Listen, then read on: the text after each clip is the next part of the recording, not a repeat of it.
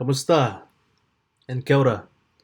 This is Mapmaker David, and I welcome you to this tutorial about styling OpenStreetMap data with QGIS.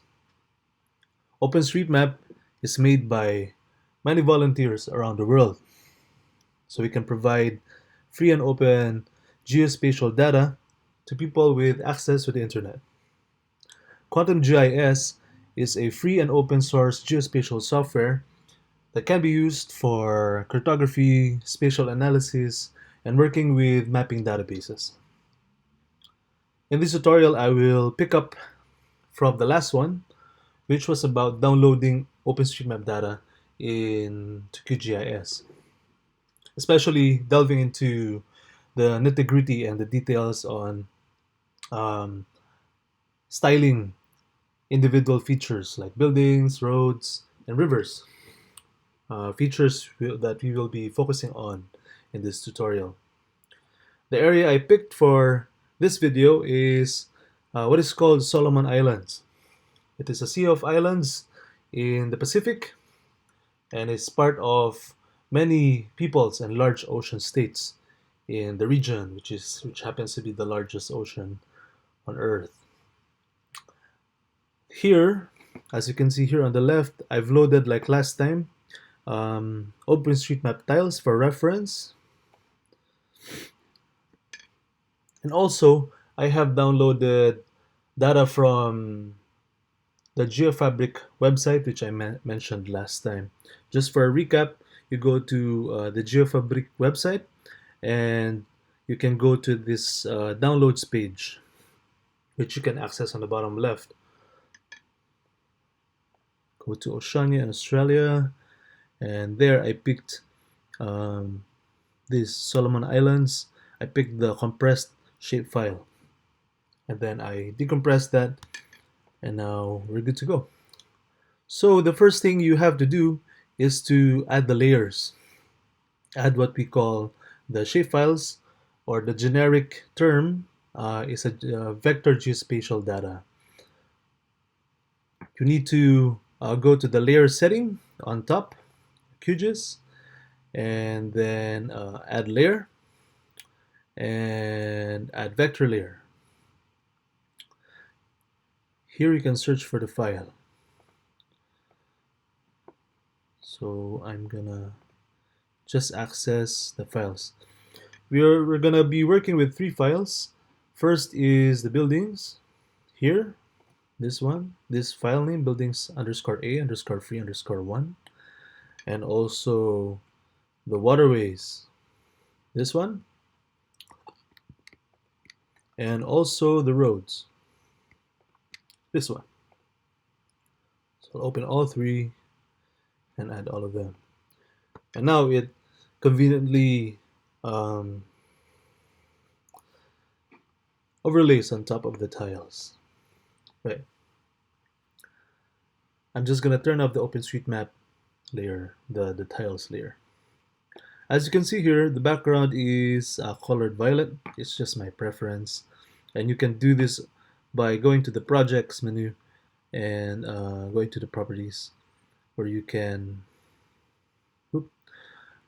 change the color here, the background color, in the general tab. First, I'm just gonna save quickly. All right. So my favorite style when balancing these three elements using a violet background is I make the waterways light blue, and then I could make the roads, let's say, red, and then I can make the buildings yellow or another color. I'm gonna zoom in to the capital, Honiara. So now let's change the color of the waterways to light blue. When you double click that layer, this box will appear, and here you can change the color to something like this, maybe turquoise. I can also change the thickness. So let's say I just want it to be 0.5, and then you can click apply just to see how it looks like. I do this so I can still stay on this in this box, because if I click OK, I'll go back to the main screen. So again, I'm gonna go back here, double click that layer in the table of contents, and maybe I'm gonna change the thickness back to, let's say, 0.25. That one. That looks a bit better for me for now. Now we're gonna style the roads. And as you can see here, it's already red in color, or purple, red, violet. Alright, it's already like crimson red to be precise. Anyway, I want it to be bright red. So I'm gonna change it to that and also make the width the same. There you go, so it's more vibrant. Other folks, what they do is you can flip the order. I'm gonna show you by zooming in the priority in terms of showing the file. So there are folks who put the roads on top, and then there are folks who put the river at the bottom. But with this kind of styling, it doesn't really show much difference because the colors are very bright. But when you will notice the difference when the lines are thicker, when the features are larger. So I'm just gonna leave it as it is for now. Now let's focus on the buildings here in Honyara. I'm gonna change the color to maybe orange. Oh, see that it's already orange. The reason that it looks like this on the main screen is because there's a border, and in this particular theme that I want to build, I'm gonna remove that outline, which is called stroke color in Quantum GIS. So I'm just gonna set that to transparent stroke. There you go. So now you can see here that um, the houses, the buildings are in orange, and the roads are in red, and the buildings are in orange, and the river is in turquoise. I'm speaking slowly because now I'm thinking if this is good enough. I think it is good enough because if you zoom in, I can really see the contrast. There are folks who do not like this style. I also want to recognize that, who just want it very plain and simple, like white background, blue for the ocean, green for the land, and you can also do that. But for me, I like experimenting with these styles, and this one actually is also inspired by the colors of the sunset. So that's why I picked violet and red and orange.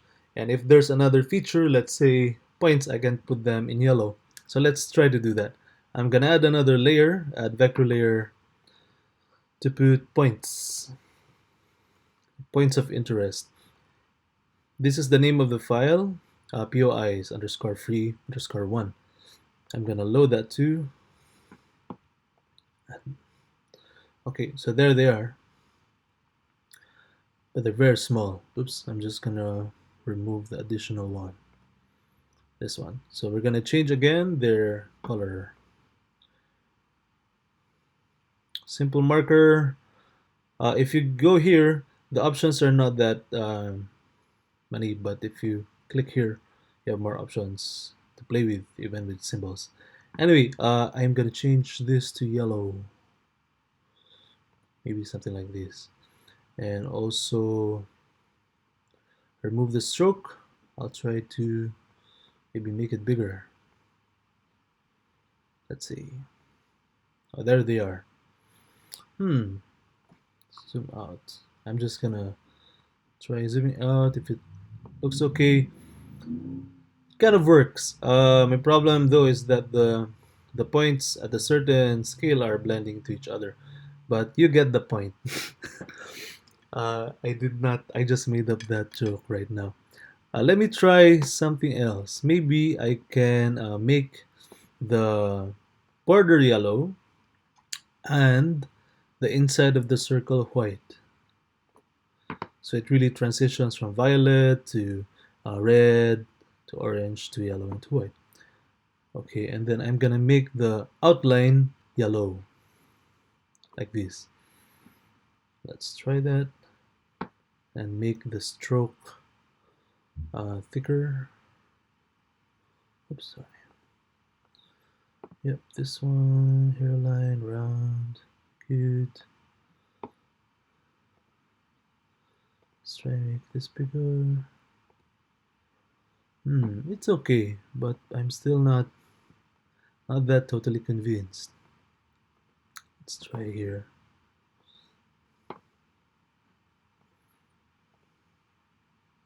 Yep, maybe it kind of works a bit. Because now at least I can see, when I zoom out, I can see some differentiation between the points. At this scale though, if this is like the map scale that I want to at least screenshot, not yet export, that's for another tutorial, I can just make it smaller.